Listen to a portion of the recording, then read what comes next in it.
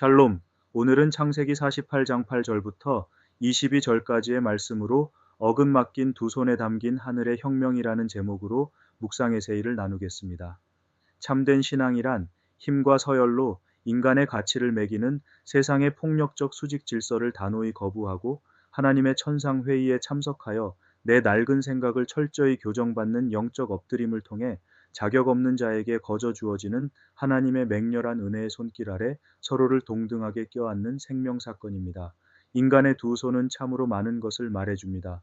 무언가를 더 움켜쥐려 혈안이 된 탐욕의 손, 타인을 밀어내고 높은 곳으로 오르려는 배제의 손, 상처 입은 이를 보듬는 연민의 손까지 우리가 내미는 손의 방향이 곧 우리 존재의 현주소일 것입니다. 치열한 경쟁 사회 속에서 끊임없이 나의 가치를 증명해야 한다는 강박에 지쳐 진리의 길을 묻고 계신 분들, 그리고 풀리지 않는 삶의 모순 앞에서 회의하며 서성이는 모든 분의 심령에 우리의 약함조차 다사롭게 감싸 안으시는 주님의 평화가 스며들기를 빕니다. 우리가 발딛고 살아가는 세상은 힘과 능력, 태생적 조건에 따라 서열을 매기고 강자만이 축복의 중심을 차지하는 피라미드적 질서를 강요합니다. 창세기 48장의 풍경은 일평생 그 지독한 서열과 축복을 쟁취하기 위해 싸워왔던 늙은 야곱이 생의 마지막 순간에 어떻게 세상의 수직적 질서를 완전히 뒤집어 엎는지를 가장 경이롭게 보여줍니다. 죽음을 앞둔 야곱에게 요셉이 두 아들을 데리고 나아옵니다.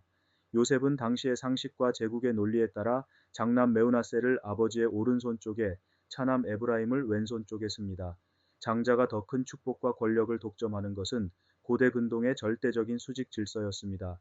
그러나 눈이 어두운 야곱은 굳이 팔을 어긋맡겨 오른손을 차남 에브라임의 머리에, 왼손을 장남 메우나세의 머리에 얹습니다. 기득권의 질서에 익숙했던 요셉은 불쾌하게 여기며 아버지의 손을 바로잡으려 합니다. 아버님 그리 마옵소서, 이는 장자이니 우수를 그의 머리에 얹으소서. 그러나 야곱은 단호히 거절합니다. 나도 안다 내 아들아, 나도 안다. 창세기를 수평적 시선으로 관통해 보면 그것은 장자권을 차지하기 위해 형제가 서로를 짓밟는 끔찍한 폭력의 역사였습니다. 가인이 아벨을 죽였고 이스마엘과 이삭이 갈라섰으며 야곱 자신도 형 에서를 속여 쫓겨났고 요셉의 형들은 요셉을 노예로 팔아넘겼습니다. 축복은 오직 한 사람의 몫이라는 승자독식의 룰이 형제들을 원수로 만든 것입니다.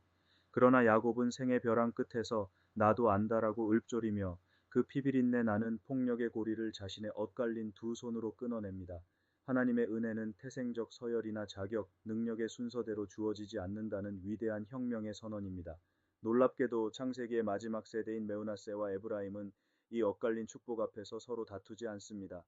서열을 허무는 은총의 교차로에서 형제가 서로를 죽이지 않아도 나란히 하나님의 사랑을 누릴 수 있는 참된 샬롬이 비로소 완성된 것입니다. 이토록 견고한 세상의 수직 질서를 부수고 자격 없는 자에게 부어지는 하나님의 은혜의 논리에 항복하기 위해 우리에게 절실히 요청되는 영적 호흡이 바로 참된 묵상입니다. 조병수 교수는 묵상을 가리켜 천상 회의에 참석하는 것이라고 정의합니다. 성경을 펴는 순간 우리는 하나님의 천상 회의에 예복을 입고 참석하게 되며 어미하신 하나님의 존전에 서면 내 얄팍한 생각은 온데간데 없이 사라집니다. 참된 묵상은 성경을 내 입맛에 맞게 조작하여 위로를 얻어내는 것이 아닙니다. 요셉처럼 아버님 그리 마옵소서라며 세상의 낡은 상식을 고집하던 관성을 내려놓고 나를 철저하게 교정하시는 하나님의 그 낯설고 십자가적인 방식 앞에 정직하게 내 생각을 무장해제시키는 고통스럽고도 영광스러운 투항입니다.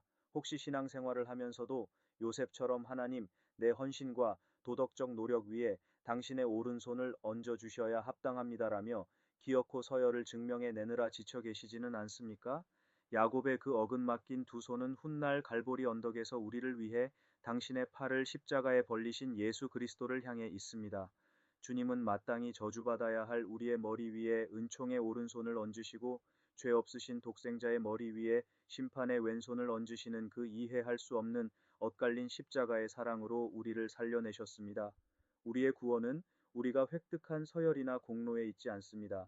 우리의 남루함과 무자격함조차 기어코 가로질러 찾아오시어 넘치는 하늘의 복으로 우리를 덮어내시는 하나님의 그 압도적이고도 눈부신 자비에 온전히 잇대어 있습니다. 우리의 상처 많고 모순된 신앙 여정은 한 폭의 명작을 완성해내는 십자수 크로스 스티치의 과정과 같습니다.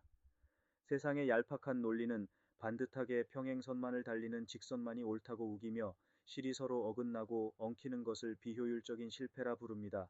그러나 위대한 예술가이신 하나님은 우리 삶의 도화지 위에 직선만을 수놓지 않으십니다. 주님은 자격 없는 우리를 향해 기꺼이 당신의 섭리와 은총의 실을 엇갈리게 교차하십니다.